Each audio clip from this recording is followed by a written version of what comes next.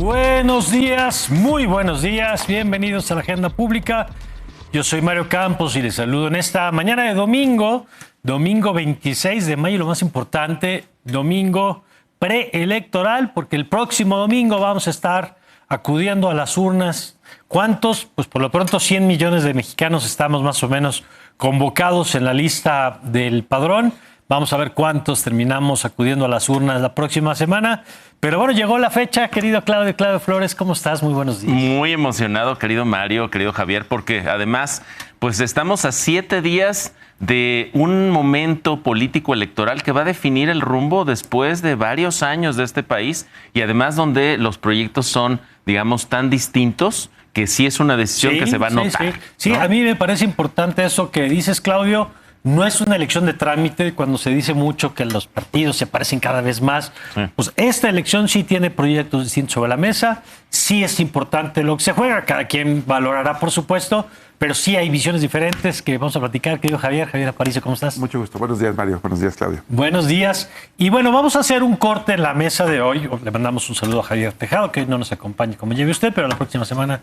Bueno, la próxima estaremos con la cobertura, sí, por supuesto, especial en foro a lo largo de todo el día de la jornada electoral, pero en 15 días estaremos con la agenda de vuelta. Y a ver, ¿cuáles son los temas con los que tú llegas, Claudio, a una semana de la elección? Pues básicamente, Mario, Javier, yo lo que quise, digamos, platicar con nuestro auditorio el día de hoy es cuáles son esas preguntas que tenemos frente al día de la elección del próximo domingo. Y la primera de ellas me parece que es, ¿este arroz ya se coció o no está cocido o se pudrió? ¿Qué le pasó al arroz? Porque ya vemos una diversidad de plumas que le han puesto adjetivos a este arroz. Y es interesante que es la idea de si la elección está resuelta desde que empezó desde que empezó hace un par de años, ¿no? Más o menos. Más o menos. Y lo interesante es que tenemos dos relatos confrontados ahí. El primer relato es el del oficialismo, que nos dice, este arroz ya se coció, la elección es un trámite, pero puede haber fraude. Entonces tenemos un relato contradictorio, ¿no? Entre, digamos, cantar el que ya ganamos, pero al mismo tiempo decir, oye, pero vayamos a votar, no vaya a ser que se nos cambie la historia. Y la segunda narrativa es la de la oposición, que dice que esta elección, fíjense qué interesante el encuadre que le está dando, porque es una disyuntiva histórica para el país entre un modelo autoritario y un modelo democrático.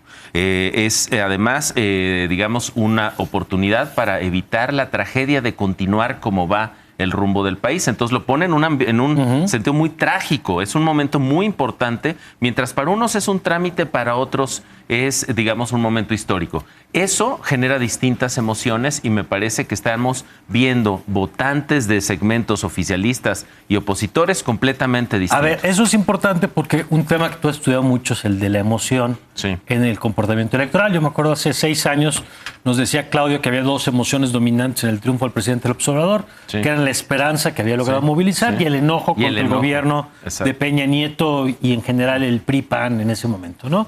En este momento, ¿qué emociones ves en cada uno? Las emociones es muy interesante porque en el oficialismo hay una poca emoción, diría yo, hay más bien una labor de continuidad, de disciplina, de trabajo, pero no tienen los discursos que tenían en 2018 con un López Obrador, digamos, como candidato totalmente, digamos, emocional, convocando a un grupo importantísimo de ciudadanas y ciudadanos.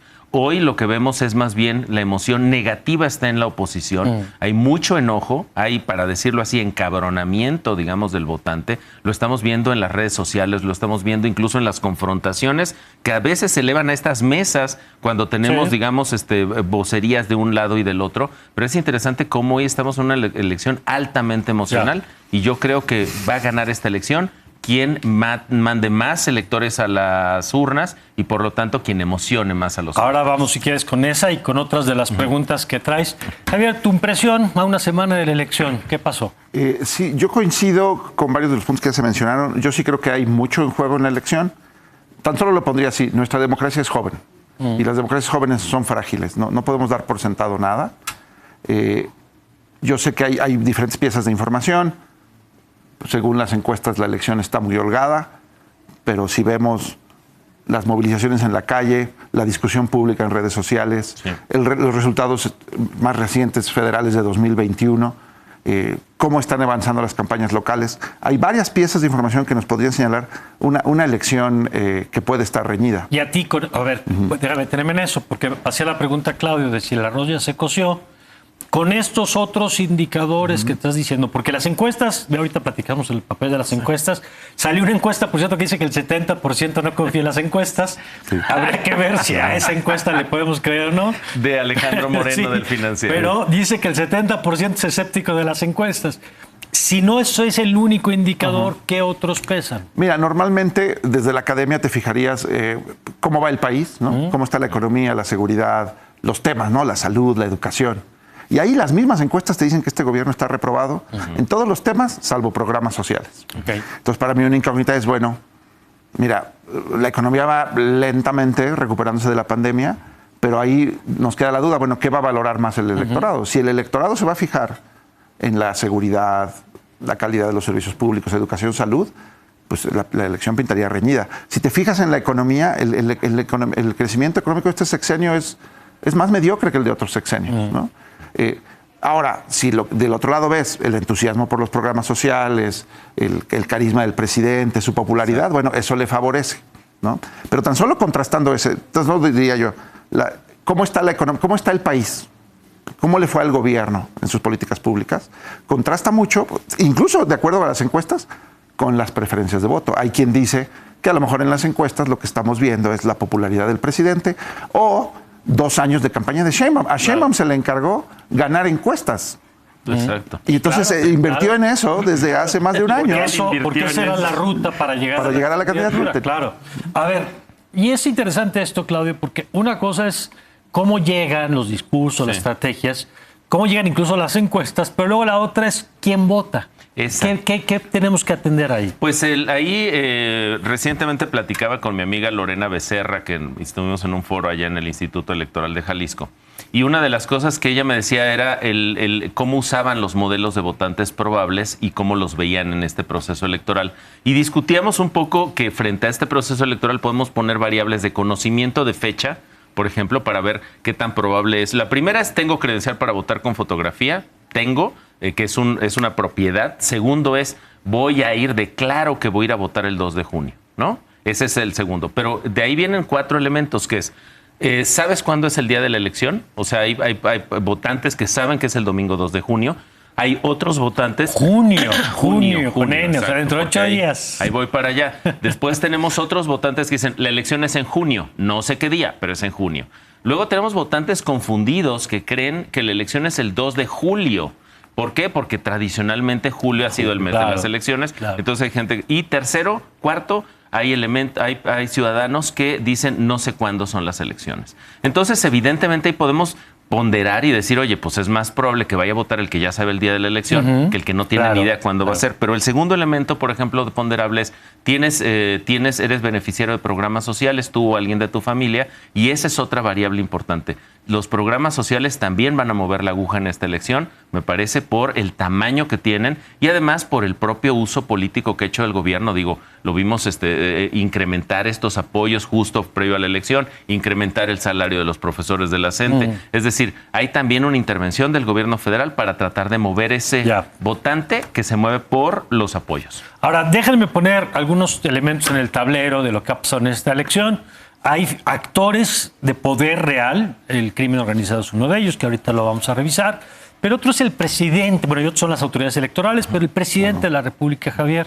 A mí me parece que este proceso ya quedó tocado, no sé si coincidas, porque lamentablemente el presidente López Obrador, que fue un impulsor de atarle las manos a los gobernantes en las elecciones para evitar inequidades, porque los gobiernos son de todos los partidos, los gobiernos no pertenecen a un partido político, pero el presidente ha hecho una intervención sistemática desde las mañaneras. Claro. ¿Qué peso puede tener esa variable en todo esto que estamos platicando? Sí, sin duda, yo coincido en que esta elección ya está contaminada ineludiblemente. Digo, lo tendrá que decidir el tribunal en su momento, etcétera. Por desgracia, si esta intervención del presidente ilegal, inconstitucional, es determinante o no, va a ser al final un juicio de valor del tribunal. Sí. Pero yo pondría 2 elementos.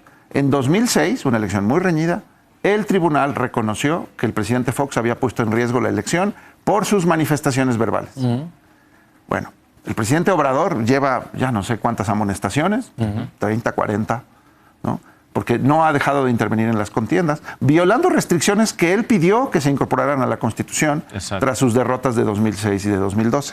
Entonces el presidente no ha mostrado mucha lealtad con la democracia, con la Constitución, por sus dichos, pero también hay cuestionamientos sobre cómo están funcionando los servidores de la nación, hasta dónde se están usando los programas sociales para condicionar el voto o amenazar con retirar los programas sociales y demás.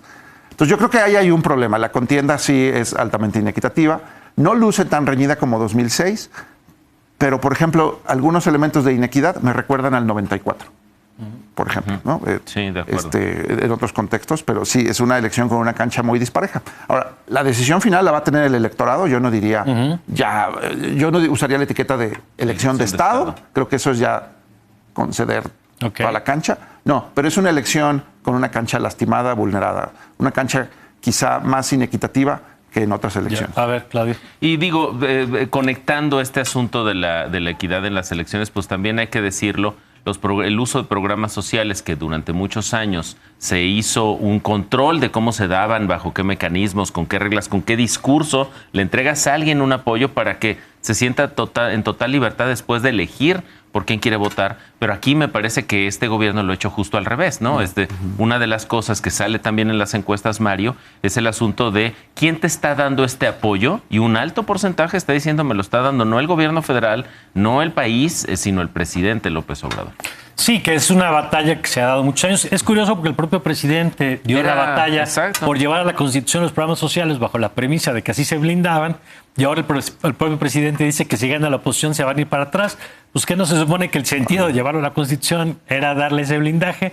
Pero bueno, vamos a hacer una pausa y ahora que regresemos les voy a preguntar aquí a Claudio y a Javier de los otros temas. El papel de la institución electoral, cómo llega este proceso a una semana de la elección, qué pasó con el crimen organizado durante estas campañas y qué rol puede jugar, ojalá ninguno, pero qué rol puede jugar en la jornada del próximo domingo.